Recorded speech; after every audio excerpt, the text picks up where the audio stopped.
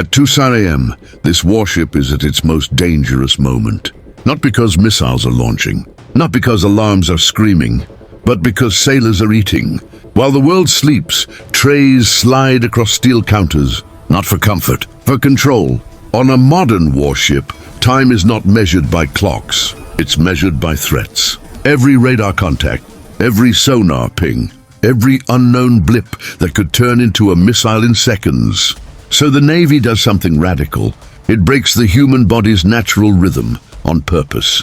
Sailors are ordered to eat when their instincts say sleep, because hunger at the wrong moment can kill faster than enemy fire.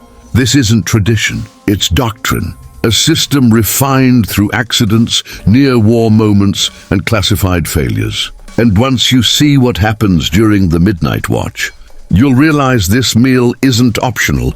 It's a survival mechanism. Because at 2 a.m. mistakes are made, and enemies know it. Here's the truth sailors learn fast. The enemy chooses the hour. Most naval incidents don't happen at noon.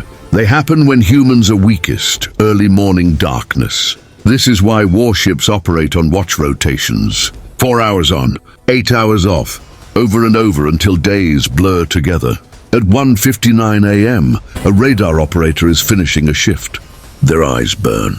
Their reaction time is slipping. That's when the galley opens. Because hunger at this moment is dangerous. A slow decision here doesn't just affect one sailor. It affects the entire battle group. Naval warfare isn't just ships and missiles. It's endurance warfare. So meals are scheduled to inject energy before fatigue wins. Calories become tactical fuel. Protein becomes alertness. Caffeine becomes a controlled weapon. But feeding sailors at night creates a new risk. One the Navy learned the hard way. Because when humans eat against biology, the body pushes back. And when the body pushes back at sea, the consequences don't stay personal. The human body was never meant for steel corridors and artificial light. On a warship, there is no sunrise, no sunset, just red lights, alarms, and glowing screens. And at 2 a.m., your brain is fighting itself. Naval doctors know this. Reaction time drops, judgment weakens, memory fractures. So the Navy doesn't fight biology, it hacks it. Meals are timed to reset the brain. Heavy food is delayed before high-risk operations. Light, fast energy is pushed into night watches. This isn't about comfort food. It's about keeping a missile officer from hesitating. Because hesitation is fatal. Veteran sailors describe a moment when time disappears. Breakfast feels like midnight. Midnight feels like noon. That confusion is intentional. Once your body stops asking, what time is it? It starts asking only one thing. Where do I need to be? But this control comes at a price. Because there's one operation where eating at 2 a.m. becomes more than strategy. It becomes a liability. The most dangerous time to eat on a warship is when the ship itself is moving. At 2 a.m., the ocean doesn't calm down.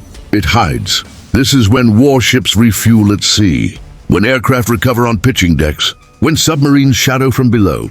A sailor eats fast, because the alarm can sound at any second. And when it does, meals are abandoned mid-bite. Trays slide, coffee spills, heart rates spike. This is why night meals are designed differently. No heavy sauces, no slow digestion, no distractions. Because a sailor may go from fork in hand to combat station in under 30 seconds. Naval warfare doesn't pause for digestion. Every calorie must support movement, not sleep. Every meal must allow instant action. This system was built after disasters. Ships caught unprepared, crews slowed by fatigue. The Navy learned something brutal. You don't plan meals around comfort. You plan them around chaos. But there's one place where chaos is guaranteed. The engine room. Below the waterline, time becomes meaningless. The engine room never sleeps. It never cools. It never stops. At 2 a.m., sailors down here are drenched in sweat, surrounded by turbines, fuel lines, and rotating steel. Missing a meal here isn't uncomfortable. It's dangerous. Low blood sugar in the engine room means slow reactions. And slow reactions near high-pressure steam can tear a ship apart from the inside. So these sailors eat when they can, often alone, often standing, often at impossible hours. This is why warships stagger meals, because you cannot shut down propulsion just so everyone can eat together. Naval warfare depends on continuous motion. If the engines stop, the ship becomes a target. So the galley feeds people in waves, designed around machinery, not morale. And that separation does something strange to crews, because while one group eats at 2 a.m., another is preparing for something far worse. Something that turns eating at night into the last normal moment they'll have.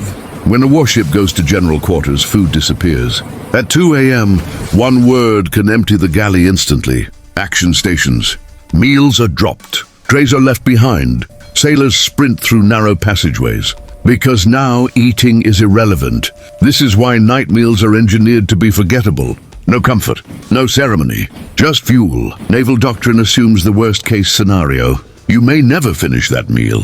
During real-world confrontations, crews have stood at weapons consoles for hours. Hungry, dehydrated, shaking from adrenaline. The Navy learned this the hard way. Early warships tried to preserve normal routines. It failed. People froze. People hesitated. People made irreversible mistakes. So now, the body is conditioned. Eat fast. Expect interruption. Detach emotionally. At 2 a.m., food is not pleasure. It's preparation for violence. But the psychological toll of this system is invisible. Because there's a point when sailors stop feeling hunger at all. And that's when command starts to worry.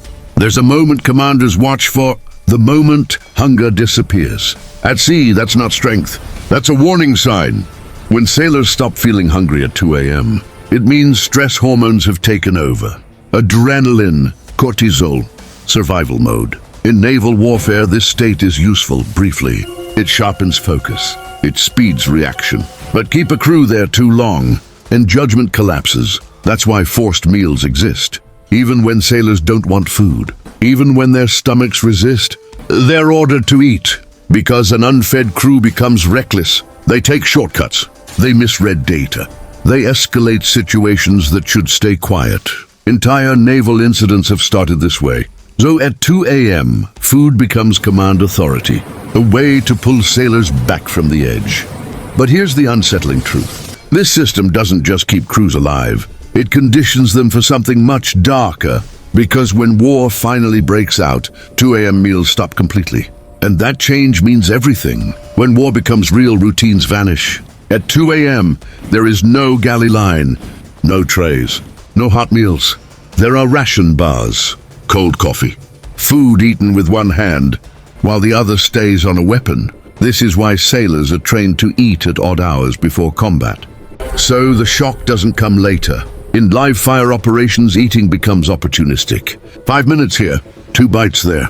Because missiles don't wait for digestion. Naval warfare compresses time. Hours feel like seconds. Seconds decide outcomes. And the body remembers its training. A sailor who learned to eat at 2 a.m. can function at 3 a.m. under fire. Can think clearly at 4 a.m. with alarms screaming. This is the hidden purpose of odd-hour meals. They aren't about night shifts. They're about conditioning humans to operate when everything feels wrong. But there's one final reason warships do this. One that has nothing to do with biology. It has to do with control. On a warship, control is everything. Not just over weapons, over space, over sound, over time. When sailors eat at 2 a.m., command knows exactly where people are.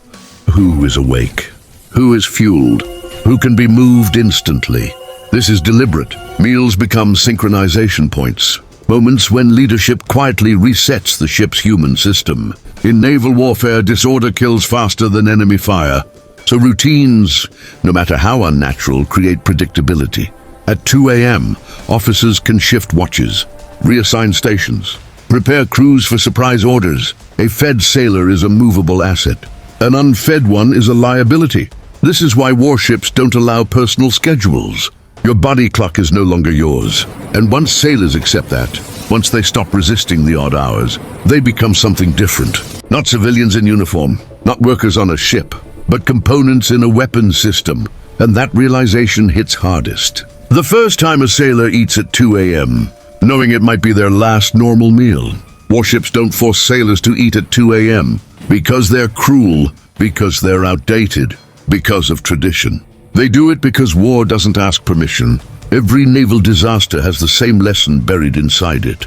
Humans fail when their bodies are unprepared. Odd-hour meals are a quiet insurance policy, a way to harden humans against the most dangerous moments. Darkness, fatigue, uncertainty. At 2 a.m., the ship is vulnerable. That's when enemies probe. That's when mistakes happen. So the Navy keeps people awake, fed, ready. This is what life inside warships really is. Not heroic speeches, not constant action, but endless preparation for the worst moment of your life. A sailor eating at 2 a.m. isn't breaking routine. They're proving the system works. Because if they can function then, they can function when war finally arrives. And that's the uncomfortable truth. On a warship, even hunger is a weapon.